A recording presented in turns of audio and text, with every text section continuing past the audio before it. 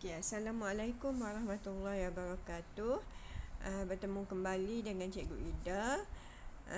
Okey, untuk bab 7 kita akan belajar hidangan sepinggan lengkap.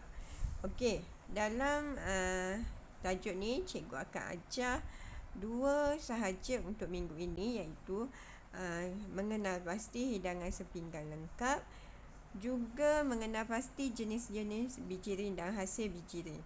Okey, untuk 4 lagi kita akan belajar pada kelas yang akan datang. Dan apabila PKBP berakhir, kita akan buat amali memasak di bengkel sekolah kita lah. Okey. Okey, kita teruskan dengan slide yang kedua, iaitu pengenalan.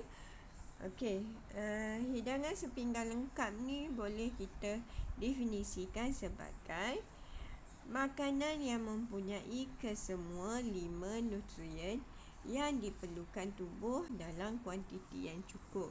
Okey, hidangan ini terdiri daripada bijirin atau hasil bijirin sebagai hidangan utama.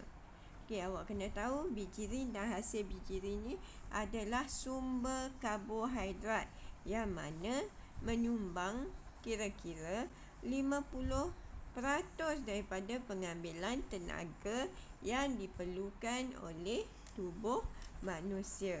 Okey, cikgu ulang balik. Definisi hidangan sepinggan lengkap ialah makanan yang mempunyai kesemua 5 nutrien yang diperlukan oleh tubuh dalam kuantiti yang cukup. Okey, terbahagi kepada bijirin atau hasil bijirin, di mana hasil bijirin dan bijirin ini adalah sumber karbohidrat yang mana dia juga menyumbang kira-kira 50% daripada pengambilan tenaga yang diperlukan oleh kita. Okey, seterusnya kita akan mengenal pasti hidangan sepinggan lengkap. Okey, cikgu dah bagi tahu tadi, hidangan sepinggan lengkap mestilah makanan yang mempunyai kesemua 5 nutrien yang diperlukan oleh tubuh. So, apakah itu 5 nutrien?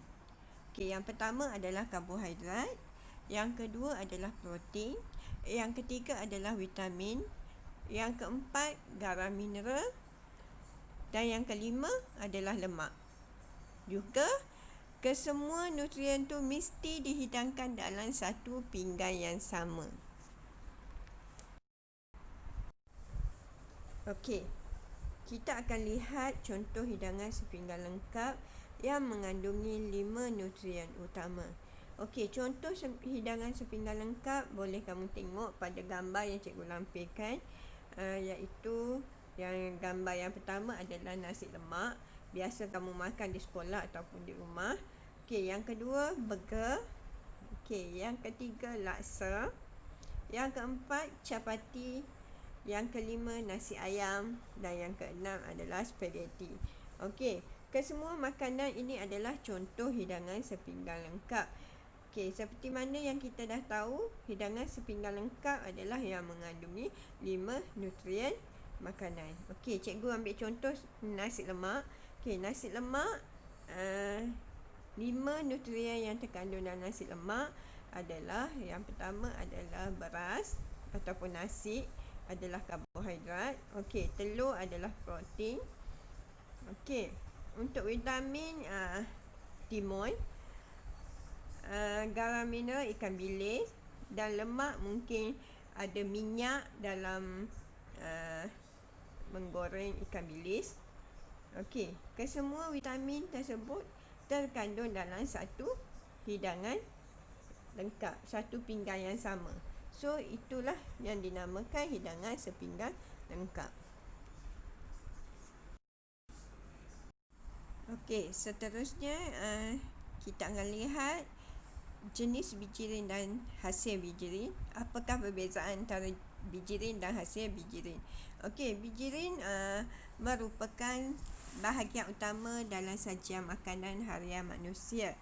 Bijirin yang penting adalah seperti beras, gandum, oat, barley, jagung, sekoi dan rai. Bijirin merupakan sumber tenaga yang utama. Okey. Hasil bijirin pula merupakan bijirin yang telah diproses. Okey, contoh hasil bijirin ialah tepung beras, tepung gandum, bihun, laksa dan pasta. Okey, kat sini kamu kena bezakan apakah yang dimaksudkan dengan bijirin dan apakah itu hasil bijirin. Okey, cikgu ulang balik. Bijirin adalah bahagian utama dalam sajian makanan harian manusia. Okey, hasil bijirin pula adalah bijirin yang telah diproses.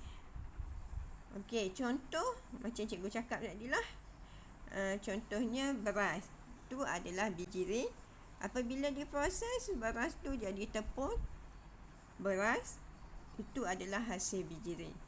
Begitu juga dengan bijirin gandum. Apabila diproses, dia akan jadi hasil bijirin tepung gandum. Okey.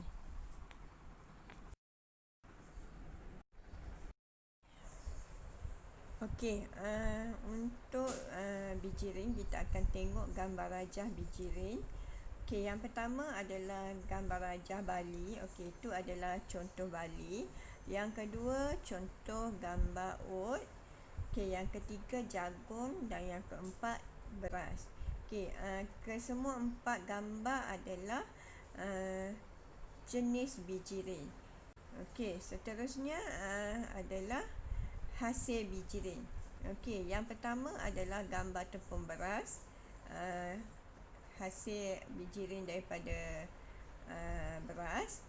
Okey, tepung kastad, bihun, mi, pasta dan laksa. Okey, itu adalah jenis dan hasil bijirin.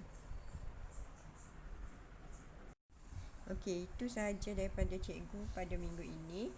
Cikgu harap awak dapat faham apa yang cikgu dah bagi. Okey, apa definisi hidangan sepinggan lengkap. Awak boleh bezakan hasil bijirin dan bijirin.